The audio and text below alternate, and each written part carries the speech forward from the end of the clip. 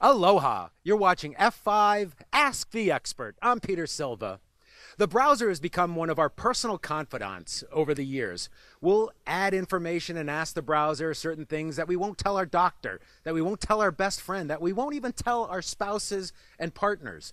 At the same time, we're using our browser as a tool to gain access to information that has personal identifiable information and also workplace productivity tools. And I'm happy to have Corey Marshall. He's a senior security solution architect. Good to see you, Corey. Good to see you. How you doing, Pete? I'm doing pretty good. So the question becomes, why web fraud protection? That's a magnificent question. So really, when you look at what we're addressing with web fraud protection and why organizations need to look at this is because it is a new threat vector into the applications and the architecture of an organization. So if you really think about the browser in and of itself being, the ubiquitous client, if you will. Mm-hmm. So, and in the original client server model, you had an application and maybe you had a specific client that went along with that. And really, the browser being a universal client to access, all types of information, all types of applications, if you will, and then users are using that both within the organization and external to the organization. So you may have users that are consumers of an application that an organization has published on the web. So, say for example, a Western Union or a MoneyGram or a PayPal, or there may be actually enterprise users that are using applications that organizations want available externally. So if you think about your Outlook web access, mm-hmm. maybe there's an internet portal, maybe there is a claims application that an insurance company is using for independent claims adjusters in their line of business. So it really is the ubiquitous client, the tool in which you're seeing most often used in terms of delivery of enterprise applications. And so organizations can certainly protect the data center end and the application data end, but in a lot of ways, the browser becomes the weakest link in the chain, isn't it?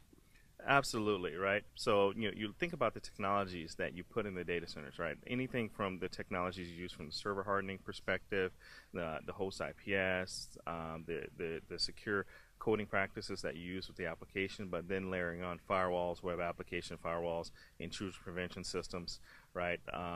Privileged account management systems, but none of these really address the weakest point, which is the client, mm-hmm. if you will. So in terms of the threat vectors and the attackers, they figured out that maybe I can't directly access the application's data by doing a SQL injection, for example. But what if I could get my malware or my Trojan to be installed on the user's machine in the browser and be able to interact with the web application as a legitimate user?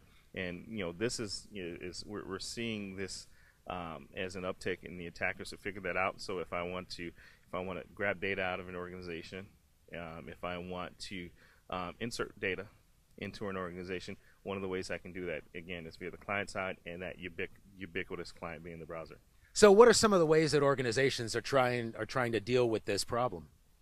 Well, so this is really just showing up on the radar with organizations as a threat vector that they need to be concerned about. Mm-hmm. So if you look at the financial institutions, the banks, and some of the e-commerce companies, they figured this out years ago that the fraud, if you will, it has moved online, right? So as we harden the point of sale systems, we see the fraudulent activity start to move towards the online transactions, where more and more we're doing more of our business, right? So if you think about maybe you did all your Christmas shopping, by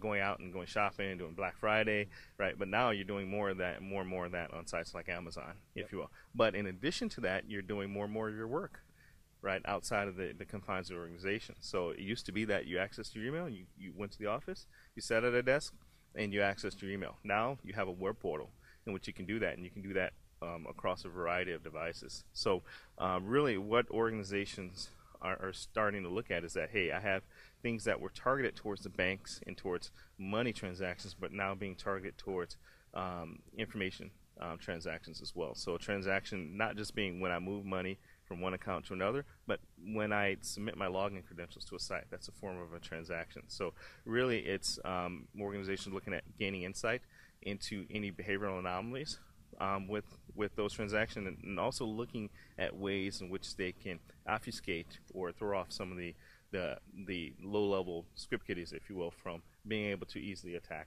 their applications. Yeah, and so it's not just a single vertical or a single entity. It's really something that affects all of us out there.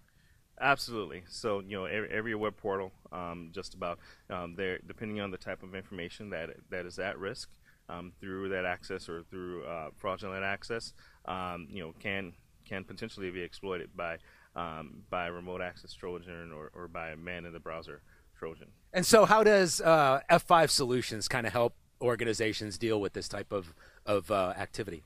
Right. So I kind of refer to it as kind of the yin and yang of web application security. So securing the server side, which we've been doing very successfully for years, and we have the market leading solution in terms of web application firewall. Again, that's existing in the data center on the server side. But then there is what we have with fraud protection services, where we can really reach out into the client side, not only provide visibility into behavioral anomalies with the page itself, so understanding if there's a script injection in the page, understanding if there's automation going on in the context of the website, but also be able to protect that information from being stolen and sent to a third party. So for example, being able to encrypt data in form fields, and if that data is intercepted in the browser or intercepted on the wire, even with SSL being broken, for example, we are able to protect that data. So part of that's protecting the user themselves, but also protecting the organization.